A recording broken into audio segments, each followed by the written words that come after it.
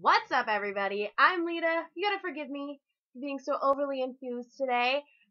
It's my birthday. And I don't mean my real birthday. I'm celebrating 90 days clean and sober today, and I feel amazing.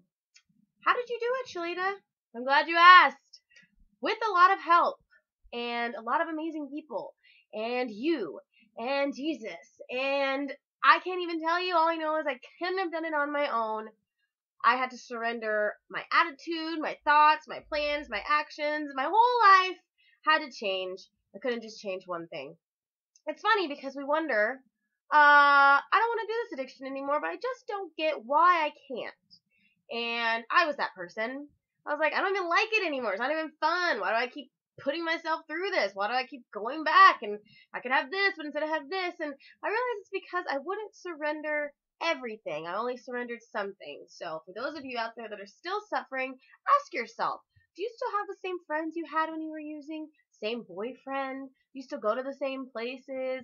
Are you still keeping your own plans, your own friends, your own life, your own relationships, and not what God has for you? That could be your problem. When I was saved a year ago, I thought, great, perfect, my life's going to be awesome. When it wasn't, I wondered, does this thing even work, God? I said, I want you to be a part of my life, but nothing's changing. We got to do the work. That's what we don't realize. God doesn't come in as a magician and just make your past go away and just rip out all the negative things and put in all the good. He wants to bring you all that good, but it's up to you to get rid of the negative. Of course, God's going to close doors on certain things, but our problem is that we keep opening them. Stop opening the doors. Walk through that window on the way out, sweetheart, because there's sunshine out there. Sorry, I went off on a little tangent. I'm just passionate about this. I'm passionate about sobriety. I'm passionate about recovery. And I'll be honest with you, it has been hard. I am one of the happiest people in the world. I went into AA every day saying, life is great. I'll never be sad. But it was just because I was feeling everything again. And that felt amazing. But once something bad happened, for instance, the death of a close friend, I went crazy that day. I want to apologize again to the person I went crazy on. You know who that you are. I didn't relapse though. I live life on life's terms, and that's what we have to do. We realize now that the struggle is always going to be there. But what happens is that God gives you the strength to get through the struggle, the tools. He gives you the people in your life to help you through it. Those people in your life aren't there by accident.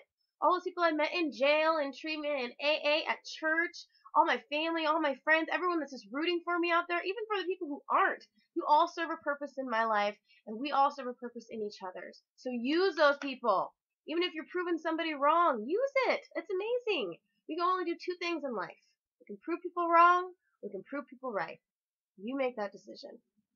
Anyways, I want to say thank you so much to those of you who have been supporting me in my journey. 90 days is huge, and I'm